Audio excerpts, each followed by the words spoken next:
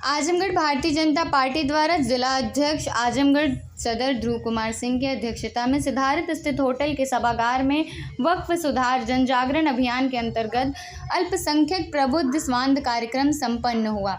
अल्पसंख्यक प्रबुद्ध स्वांद कार्यक्रम में मुख्य अतिथि के रूप में दानिश आजाद अंसारी मंत्री उत्तर प्रदेश सरकार मौजूद रहे। इस अवसर पर मुख्य अतिथि दानिश आजाद अंसारी ने कहा कि जो संपत्ति मुस्लिम भाइयों के द्वारा दान कर दी गई हैं और जिसका इस्तेमाल धार्मिक कार्यों और सामाजिक कार्यों में किया जा रहा है वो वक्फ संपत्ति हैं। धार्मिक कार्य में इस्तेमाल का मतलब जिस पर मस्जिद बने, मदरसा बने, ईदगाह बने वो धार्मिक स्थल हैं। सामाजिक कार्य और जिस वक्फ संपत्ति पर स्कूल कॉलेज बने, अस्पताल बने और उसमें मुसलमान कि बच्चों को मुफ्त में शिक्षा मिले, अस्पताल में गरीब मुसलमानों का मुफ्त में इलाज हो, वक्त संपत्तियों पर दुकानें बनाकर गरीब मुसलमानों से कम किराए पर दे दी जाए जिससे गरीब मुसलमानों का भला हो। मैं दावे के साथ कहता हूं कि आजमगढ़ के मुसलमानों को ये पता नहीं है कि आज आजमगढ़ में 2662 वक्फ संपत्ति मौजूद है। मैं दावे के साथ कह सकता हूं आजमगढ़ में ही 2662 वक्फ संपत्ति होने के बावजूद गरीब मुसलमानों को उसका कोई लाभ नहीं मिला है।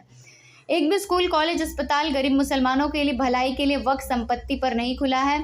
आजमगढ़ ही नहीं, पूरे आजमगढ़ मंडल में भी किसी मुसलमान के भले के लिए कोई स्कूल, कॉलेज, अस्पताल वक्फ की संपत्ति पर नहीं खुला है। आजमगढ़ मंडल की एक नई पूरे उत्तर प्रदेश में वक्फ संपत्ति की मुसलमान का भला करने के लिए कोई स्कूल, कॉलेज, अस्पताल नहीं खोला गया। आज़ादी मिले 75 साल हो गए हैं। कांग्रेस सरकार केंद्र में लंबे समय तक रही, बहुत सी सरकारें आईं और गईं। वह चाहते तो वक्फ संपत्ति के माध्यम से गरीब मुसलमानों के भले का काम कर सकती थी, लेकिन किसी ने भी गरीब मुसलमानों के भले के बारे में कोई कदम नहीं उठाया। आज़ादी के 75 साल बाद भी यह काम नहीं हुआ, इसलिए मोदी जी को गरीब मुसलमानों के भले के लिए वक्फ संशोधन विधेयक लाना पड़ा। वक्फ की संपत्ति खुदा की संपत्ति जिसे इसलिए दान किया गया है कि जिससे गरीब मुसलमानों का भला हो सके। वक्फ की संपत्ति पर बहुत सी दुकानें बनी हैं। उन दुकानों को जो वक्फ संपत्ति का मुतवल्ली बना है वह अपनी जान पहचान और रिश्तेदारों को दे देता है। किसी गरीब ज़रूरतमंद मुसलमान को वह दुकान नहीं देता। क्या गरीब मुसलमान का भला नहीं होना चाहिए? खाली पड़े वक्त की ज़मीन पर स्कूल बने, कॉलेज बने, अस्पताल बने, दुकानें बने और गरीब मुसलमान का भला हो, इसलिए वक्फ संशोधन विधेयक लाया गया। वक्फ की संपत्ति का इस्तेमाल चंद लोग अपने फ़ायदे के लिए कर रहे हैं, गरीब मुसलमान को इसका कोई फ़ायदा नहीं मिल रहा। मोदी जी गरीब मुसलमानों को उनका हक दिलाना चाहते हैं। जो काम मोदी जी करना चाहते हैं वह काम तो हम भी सभी मुसलमान को पहले खुद से ही कर लेना चाहिए था। वक्फ का कानून संशोधन पहली बार नहीं हो रहा। 1954 में, 1955 में और 2013 में वक्फ कानून में संशोधन उस समय की ज़रूरत को देखते हुए पहले ही सरकार कर चुकी है। इस अवसर पर अरविंद जायसवाल, प्रेम प्रकाश राय, इस्माइल फारूकी, अवनीश मिश्रा, विभा वर्णवाल, प्रोफेसर साहब वाजिद, एडवोकेट रिजवान कैंसर, प्रधानाचार्य महराज मिसबाही, मदरसा प्रधानाचार्य हाफिज तौरकी अहमद, सभासद नजराना अंसारी, सभासद मंसूर अहमद, हसन नसीम, परवेज आजमी, विवेक निषाद और मुस्लिम समाज के प्रबुद्ध जन मौजूद रहे। आजमगढ़ में है और केंद्र की हमारी मोदी सरकार ने जो वक्फ संशोधन अधिनियम लेकर आई है, इसका पूरे देश भर में लोग, आम मुसलमान इसका स्वागत कर रहे हैं। आज ऐसे एक प्रोग्राम में यहाँ पे आम मुसलमानों ने मुझे बुलाया है।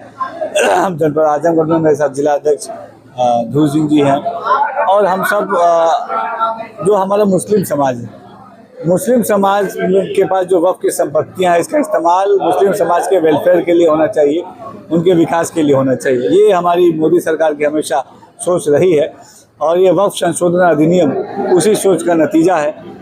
इससे आम मुसलमानों के जीवन में एक विकास को हम पहुंचाने का काम करेंगे। अवैध कब्जे जो वक्फ की संपत्तियों पर होते हैं वो अवैध कब्जे हटेंगे। और एक सबसे ज़रूरी बात है कि वक्फ बोर्ड में हमारे पिछड़े पासमानदा समाज का, मुस्लिम महिलाओं का पार्टिसिपेशन बढ़ेगा। वक्फ बोर्ड की संपत्तियों पर स्कूल, कॉलेज, हॉस्पिटल खुलेंगे जिससे आम गरीब मुसलमानों को उसमें अच्छी शिक्षा मिले, अच्छी स्वास्थ्य की व्यवस्था मिले। इसके अलावा जो हमारे मस्जिद है, इदारे हैं, मदरसे हैं, जो हमारी ईदगाह है, कब्रिस्तान है, इनके ऊपर कोई भी आंच नहीं आएगी। ये जो विपक्ष ये जो भ्रम फैला रहा है ये पूरी तरीके से झूठ बोल रहा है। वक्फ संशोधन अधिनियम से हमारे किसी भी ईदगाह, मस्जिद, मदरसे पे करबला पे, कब्रिस्तान पे कोई आंच नहीं आएगी। अलबत्ता इस अधिनियम के आने के बाद जो अवैध कब्जे हैं हमारे कब्रिस्तानों पे, ईदगाहों पे, हमारे करबलाओं पे, वो वहाँ से कब्जा मुक्त हम कराएंगे और मुस्लिम समाज को विकास की नई ऊंचाइयों पे ले जाएंगे। मुस्लिम समाज के विरोध दर्शाया है, क्या कहें? ये कहना झूठ होगा, गलत होगा कि मुस्लिम समाज इसके विरोध में है। कुछ खास राजनीतिक दल के लोग और ऐसी जी जैसे सपा के प्रायोजित कुछ नेता, कांग्रेस के प्रायोजित कुछ नेता, वो इस अमेंडमेंट का विरोध कर रहे हैं क्योंकि वो नहीं चाहते कि वक्फ बोर्ड की संपत्तियों का इस्तेमाल मुसलमानों के विकास के लिए हो।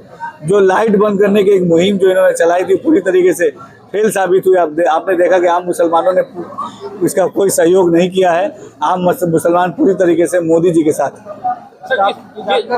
स्वागत समारोह किया गया, अपने मंत्री जी क्या कार्यक्रम रहा?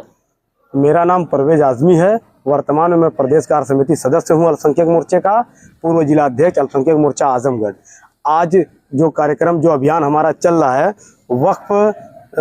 वक्फ जन जागरण अभियान के तहत कार्यक्रम चल रहा है हमारा।